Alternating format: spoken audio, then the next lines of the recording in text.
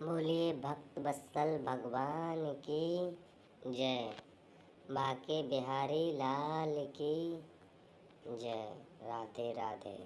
तुम्हें पा जाऊं मैं, अर्पण कर दूं दुनिया भर का सब प्यार तुम्हारे चरणों में अब सौंप दिया इस जीवन का।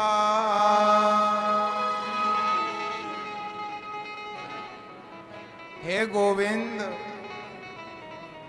अब हमने सौंप दिया है, अब तो पार लगाना और डुबाना आपके हाथों में है। हे गोविंद, चाहे तो पार लगा दो, भगवान की भक्ति करना विश्वास के साथ। भक्ति ज्ञान विरागाप्तो विवेको वर्धते महान, माया मोह निरासश्च वैष्णवै क्रियते कथम।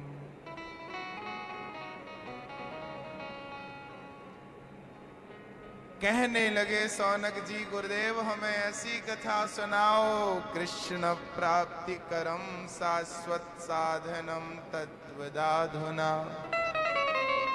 ऐसी कथा श्रवण कराइए कि कृष्ण की प्राप्ति हो जाए। याद रखना मेरी माँ, इस कलयुग में भगवान की कथा ही है जो आपको कृष्ण की प्राप्ति करा सकती है। बाकी कोई साधन, कृष्ण को पाना है तो क्या करना है भैया? राधे राधे। ओ भैया जी, गप्पे मत करो भैया, यहां बैठ करके भी बताइए पंचायत कर रहे हो। देखो, हाँ हाँ वो और चालू रखो, यही करने तो आए हैं। बोलो राधे राधे। ध्यान से सुनिएगा तो कुछ समझिएगा, सुनिएगा ही नहीं तो समझिएगा क्या? तो सुनिएगा फिर समझिएगा। सूत जी कहते हैं, प्रीति सौनक चित्ते ते यतो वच्मि विचार्य चा। मैं आपको सार सुनाता हूं श्रीमद् भागवत कथा का। एक बार ये भागवत की कथा देवराज इंद्र सुखदेव जी महाराज कथा सुना रहे थे राजा परीक्षित को। वहीं इंद्र आ गए अमृत लेकर, कहने लगे हमें कथा सुना दो। सुखदेव जी बोले, ये कथा प्रेमियों की है, सौदागरों की नहीं। एवं विनिमय जाते सुधारा ज्ञा प्रपीयता। ए इंद्र, आपने सौदा करना चाहा, क्वा स्वधा क्व कथा लोके क्व कांचः क्व मणिर् महान। कहाँ कांच का टुकड़ा, कहाँ मणि? आपके स्वर्ग का अमृत कांच का टुकड़ा है, भागवत मणि है। कांच का टुकड़ा लेकर के भला अपनी मणि कौन देगा? कथा को मणि, कथा को अमृत कहा गया है। तब कथामृतम तप्त जीवनम कविभिरीडितम कल्मषापहम। कथा अमृत है, कथा अमृत है। इंद्र को कथा नहीं सुनाई सुखदेव जी ने, इंद्र रूठ कर चले गए। स्वर्ग लोक में तराजू बांधी, भक्त ज्ञान की तराजू में एक पलड़े पर भागवत, दूसरे पलड़े पर स्वर्ग के सुखों को रखा, और जब तौल कर देखा भागवत का पलड़ा भारी था। याद रखो, कितना भी धन संग्रह कर लो, कितना भी संपत्ति जोड़ लो, लेकिन वो संपत्ति भगवान के नाम से बड़ी नहीं हो सकती। बड़ा इस संसार में भगवान का नाम ही है। इसलिए जब व्यक्ति मरता है तो संपत्ति भी बरसाई जाती है और राम का नाम भी बरसाया जाता है। लेकिन देखा होगा कि संपत्ति तो बिखरी नजर आती है, मुर्दे के ऊपर पैसे बरसाए जाते हैं कि नहीं? जिस रास्ते से मुर्दा निकलता है तो पीछे पीछे पैसे भी दिखते हैं आपको, पैसे बरसाते लोग, और राम नाम भी बरसाते हैं। राम नाम सत्य है, राम नाम सत्य है। पैसा तो यहाँ का यहीं दिखाई पड़ता है, पर राम नाम कहीं बिखरा नजर क्यों नहीं आता? क्योंकि पैसा यहीं छूट जाता है और वो राम नाम की संपत्ति साथ चली जाती है। धर्मानुगो गच्छति जीव एका, चली जाती है ना? इसलिए राम नाम जपते रहो, कृष्ण नाम जपते रहो। कलयुग केवल नाम आधारा, सुमर सुमर नर उतरहि पारा। इंद्र ने भागवत जी को परमात्मा समझकर प्रणाम किया। भागवत से भगवान प्रकट हो गए। बोलिए भक्तिमती भक्ति महारानी की, भागवत भगवान की।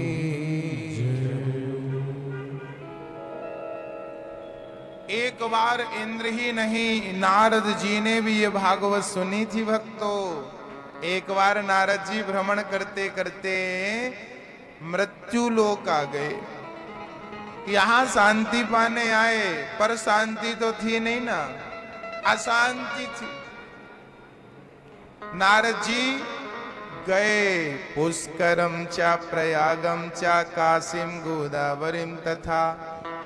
पुष्कर, प्रयाग, काशी, गोदावरी, हरिक्षेत्र, कुरुक्षेत्र, रंगनाथ, सेतुबंध एव माधुसु तीर्थेषु ब्रह्मांडितस्ततः ना पश्यम कुत्र मिच्छर्मः मनः संतोष कारकम। नारद जी बोले, मैं पृथ्वी के समस्त तीर्थों में गया, पर मुझे कहीं शांति।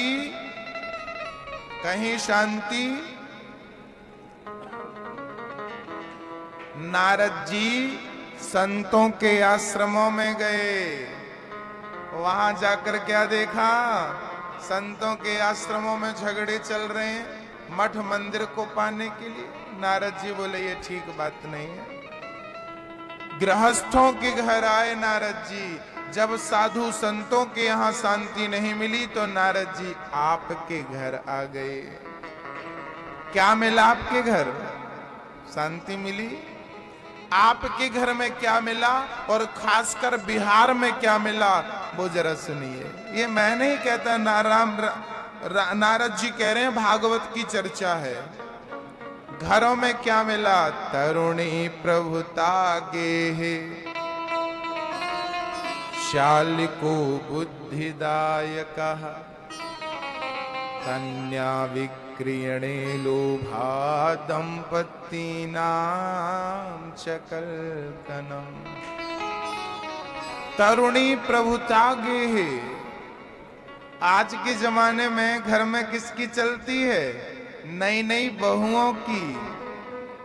शाल को बुद्धिदायक, ससुराल में साले साप ने अपने जीजा पर ऐसा शिकंजा कर रखा है, कस रखा है कि आजकल छोरा अपने साले की ज्यादा मानता है, अपने माता पिता की कम मानता है।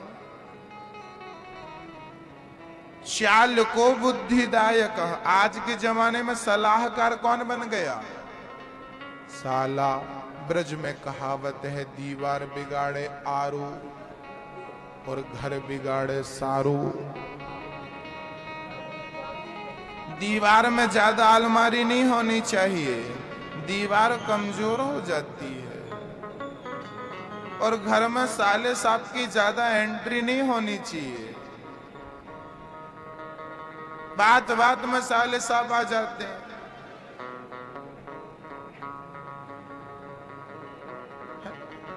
सलाहकार साले ना हो जाएं, नहीं तो घर का सीताराम हो जाएगा। एक साले को तो मैं जानता हूं, धृतराष्ट्र के साले का नाम बताएंगे क्या आप? शकुनी। शकुनी मामा के हिसाब से चलते थे भांजे। क्या हुआ? 100 के 100 भांजे निपट गए नहीं मामा जी के चक्कर में। ये मामा जी का हाल है।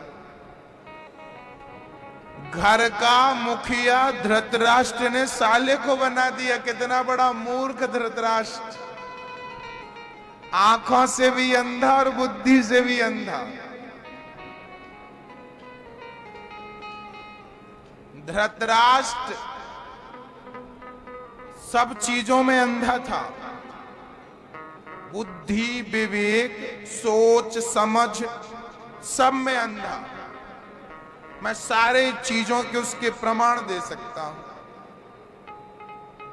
धृतराष्ट्र यदि लापरवाह ना होते तो महाभारत जैसा युद्ध कभी नहीं होता। जिस सभा में द्रौपदी का चीर खिंचा था, उस सभा में राजा बनकर बैठा कौन था? बोलिए। धृतराष्ट्र बैठे थे ना, बाप बैठा है और बेटा अपने बाप के सामने दूसरे स्त्री के वस्त्र उतार रहा है। कैसा बाप रहा होगा ये नालायक,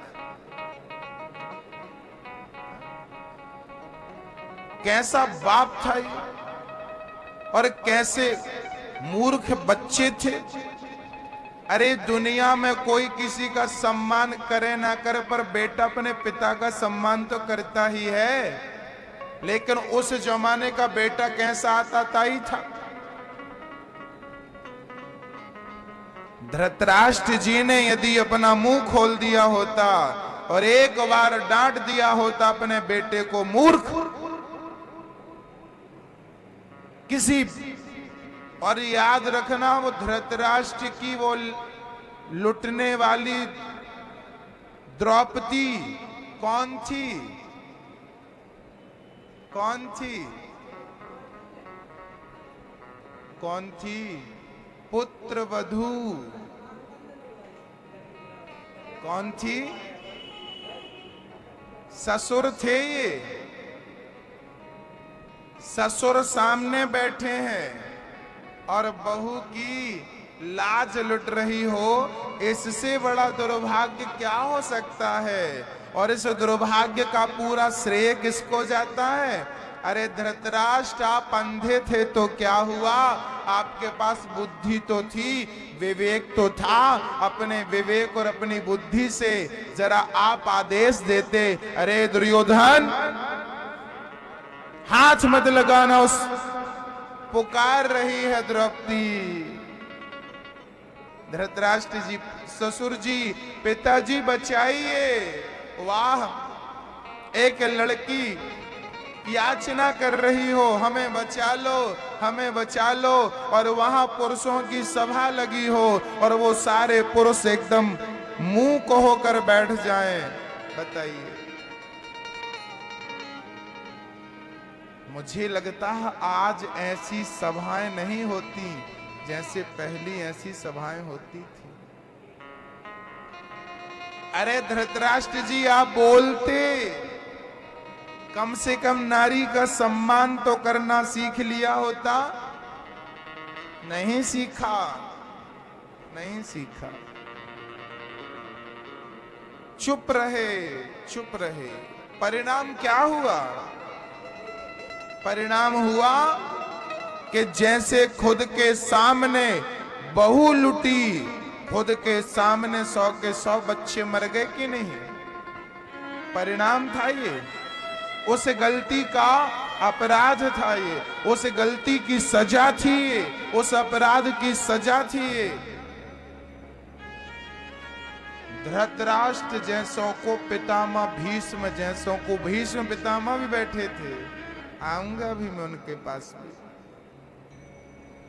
यदि भीष्म पितामह आज यहां आ जाएं तो भीष्म पितामह जी से बच्चा बच्चा यही पूछेगा कि पितामह जी आप चुप क्यों थे उस टाइम?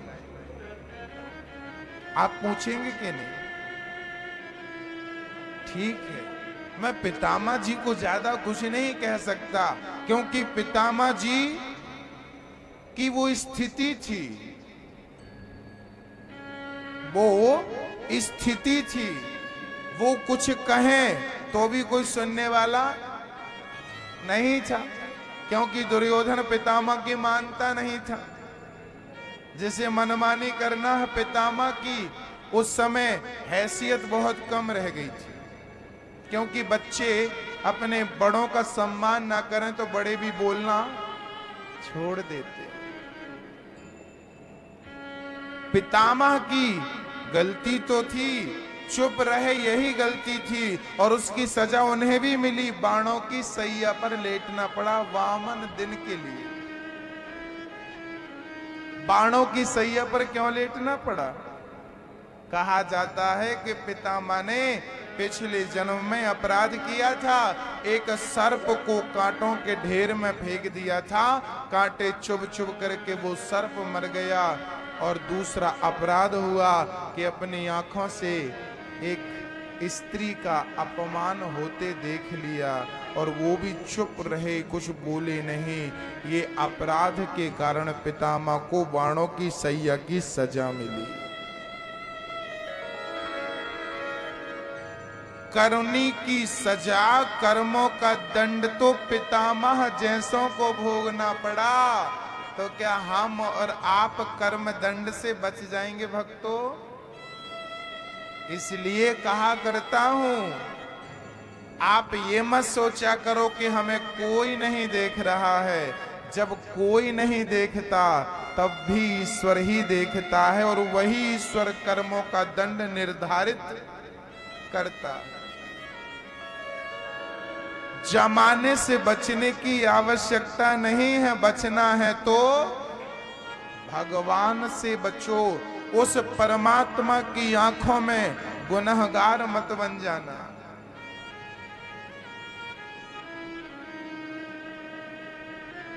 पितामह भीष्म जैसों को भोगना पड़ा, ऐरे गहरे नत्थु खैरे की क्या कम।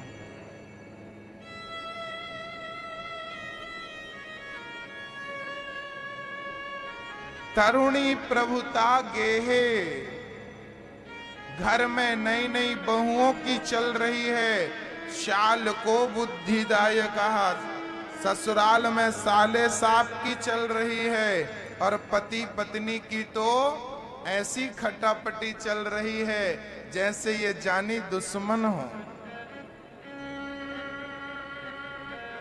और आज के जमाने में संबंध नहीं होते, आज के जमाने में तो सौदा होता है। लड़के का बाप अपने लड़के का सौदा कर देता, लड़के का बाप अपने लड़के को भरी सभा में बेच देता है। जो 10 लाख रुपए देगा मैं उसको अपना छोरा दे दूंगा। दहेज। आज लड़के का पिता भरी सभा में, चौराहे में अपने बच्चे की बोली लगाता है, मैंने बेटे को इतना पढ़ाया लिखाया, 20 लाख लूंगा साहब जी। और कोई 19 दिया, नहीं नहीं मैं 19 नहीं, फलाने तो 20 दे रहे हैं इसलिए मैं 20 में कर दी शादी, 19 में नहीं। ऐसा करता जैसे आलू भट्टे खरीद रहा हो। बच्चे को उस तराजू में तौलता है जिस तराजू में आलू तुलते हैं। उस दुकान में 19 रुपए किलो आलू थे, इस दुकान में 20 रुपए किलो। हम 20 वाला क्यों ले, 19 वाला लेंगे। जैसे आप आलू 19 वाला खरीदते हो, ऐसे लड़के का पिता 19 वाले को ठुकरा करके 20 वाले से विवाह कर लेता है। धन लोलुप है। यही अपने पैरों में कुल्हाड़ी मारते हैं। एक बात बताइए भैया जी, शेर जो होता है ना, अपना शिकार खुद ढूंढता है, और जो गीदड़ होता है ना, वो दूसरों के शिकार में मुंह डालता है। यदि आप शेर हो और आपका बेटा शेर है तो खुद कमा करके बन जाएगा। दहेज पाकर के करोड़ों क्या करेंगे हम? दहेज के धन का हम क्या करेंगे? यदि शेर है तो खुद कमाए, खुद परिवार को खिलाए, माँ बाप की और पत्नी का भरण पोषण करे। खुद कमाओ, खुद खाओ, पत्नी और बच्चे और माँ बाप को खिलाओ। ये नहीं कि लड़की के पिता से बड़ा सा मुंह फाड़ कर बोल दिया, ये दे दो, ये दे दो, ये दे दो।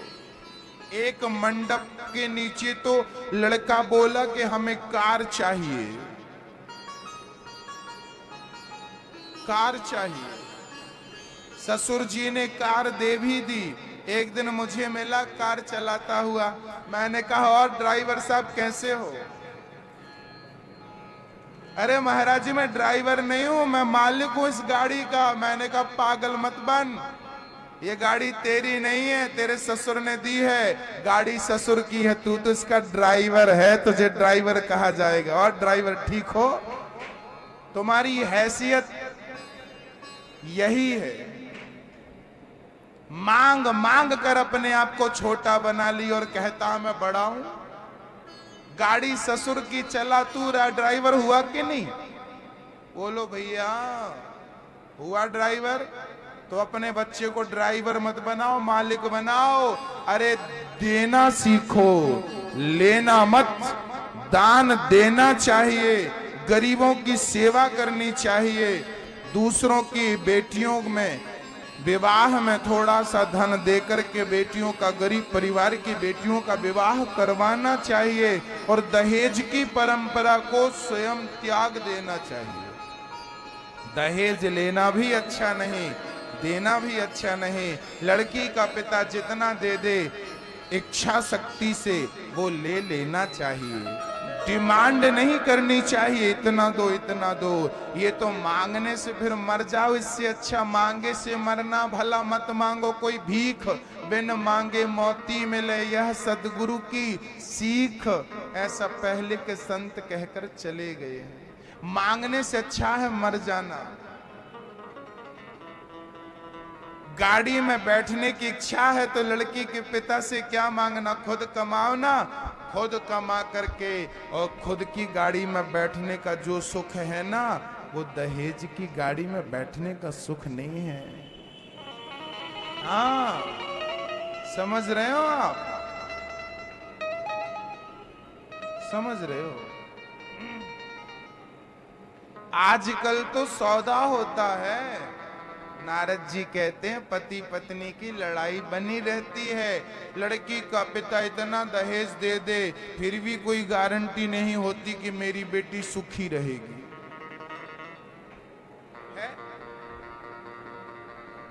है कोई गारंटी भाई?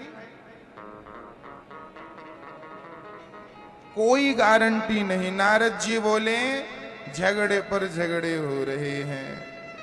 नारद जी महाराज वृंदावन गए। वहां एक 16 साल की कन्या उदास बैठी, एक बुढ़ा इस तरफ, एक बुढ़ा इस तरफ, बूढ़ी बूढ़ी स्त्रियों का मेला लगा।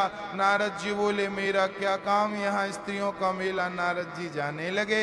वो 16 साल की कन्या दौड़ कर आई और चरणों में गिर पड़ी। भो भो साधु क्षणं तिष्ठ मच्चिंतामपि नाशया दर्शनं तव लोकस्य सर्वथा घ्रिहरं परम। नारद जी के चरणों में गिर पड़ी कन्या। नारद जी बोले कहो भगवान कौन हो देवी? अहम भक्तिरिति ख्याता इमौ में तनयौ मतौ। मैं भक्ति हूँ, ये मेरे बच्चे ज्ञान वैराग्य है। नारद जी बोले अच्छा भक्ति हो, ये हालत कैसी हो गई? बोले जब से कलयुग आया मैं इस कलयुग में परेशान हो गई महाराज, क्या बताऊं। नारद जी, भगवान जी ने इस कलयुग को रहने क्यों दिया परीक्षित जी ने? तब नारद जी ने कहा कलयुग बहुत बुरा है तो क्या हुआ? यत् फलं नास्ति तपसा न योगेन समाधिना तत्फलं लभते सम्यक् कलौ केशव कीर्तनात्।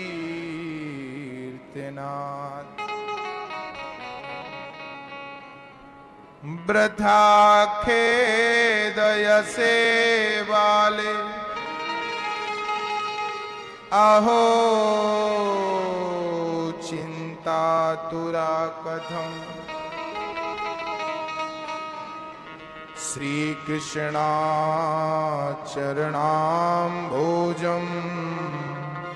स्मर दुःखं गमेष्यति। कृष्ण का स्मरण करो, वो आपके दुख को जरूर दूर करेंगे। जैसे द्रौपदी के दुख को दूर किया कृष्ण ने, आपके दुख को भक्ति महारानी पुकारो।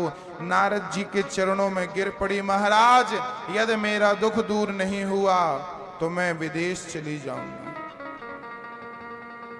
नारद जी बोले विदेश मत जाना, यहीं रहो। पर एक बात बताओ, नारद जी से पूछा भक्ति महारानी ने, मेरा दुख कैसे दूर होगा? तब नारद जी बोले भगवत भजन करो। नारद जी ने वेद वेदांत गीता सब सुनाया, पर ज्ञान वैराग्य की मूर्छा दूर नहीं भई। तुरंत नारद जी चिंतित हो गए। तब आकाशवाणी हुई, सत्कर्म सूचको नूनम। नारद जी सत्कर्म करो। नारद जी बोले सत्कर्म क्या है? बड़े बड़े साधु संतों से पूछा ये सत्कर्म क्या है? कोई जवाब देने को तैयार नहीं कि सत्कर्म क्या है। तब बद्रीनाथ में 4 संत मिल गए, सनक सनंदन सनातन सनत कुमार। चारों ने कहा भागवत कथा श्रवण कराइए, मुक्ति मिल जाएगी। भागवत की कथा जैसे ही नारद जी ने सुनी, नारद जी ने कहा मैंने गीता सुनाई, भागवत से क्या होगा? तब संतों ने कहा कि दूध से ही घी बनता है, दूध का दही, दही का मंथन, मंथन का घी, दूध से ही घी निकलता है। पर जो काम घी कर सकता है, क्या वो काम दूध कर सकता है? घी से पूड़ी बना लो, घी से दीपक जला लो, ये दोनों काम क्या दूध से होंगे? जबकि दूध ही जन्मदाता है घी का, फिर भी घी में ज्यादा पावर है दूध की अपेक्षा। ऐसे ही वेद वेदांत से भागवत बनी है, फिर भी भागवत जो गति दे सकती है वो गति कोई नहीं दे सकता। इसलिए भागवत को सर्वश्रेष्ठ कहा गया है। बोलिए श्रीमद् भागवत भगवान की। भागवत महापुराण सबसे बड़ा वो ग्रंथ है जो मनुष्य को 7 दिनों में मोक्ष का अधिकारी बना देता है। नारद जी बोले सुनाइए। हरिद्वार की धरा पर नारद जी बैठे, 4 संत सनक सनंदन सनातन सनत कुमार बैठे, कथा चालू। मुख्य श्रोता बन के भक्ति, 3 आसन खाली लगाई गई ज्ञान वैराग भक्ति के लिए। नारद जी मुख्य श्रोता बन के बैठे, कथा की महिमा चालू हो गई। सदा सेव्या श्रीमद् भागवती कथा, यस्याः श्रवण मात्रेण हर्षचित्तं समाश्रयेत्। भैया भक्ति, अब भगवान की कथा कितनी बार सुननी चाहिए मैया? ओ मैया, कितनी बार सुननी चाहिए भगवान की कथा? 1 बार, 2 बार, 3 बार, 4 बार, 5, 6, 7, 8, कितना? राम राम रटते रहो, कब तक रटे? जब तक घट में प्राण। क्यों? कभी तो दीन दयाल के भनक पड़ेगी कान। कभी तो सुनेगा ना वो, इसलिए हमें नित्य पुकारना चाहिए उस कृष्ण को, नित्य स्मरण करना चाहिए परमात्मा का, भगवान का नित्य स्मरण करना चाहिए और कहना चाहिए प्रभु हमारे भी हाथ पकड़ लो, है ना। भागवत कथाएं सुनने के लिए हमारे चैनल को सब्सक्राइब करें, लाइक करें, बेल आइकन दबाना ना भूलें। सभी भक्तजनों को राधे राधे, जय श्री कृष्ण। बोलिए बाके बिहारी लाल की जय हो।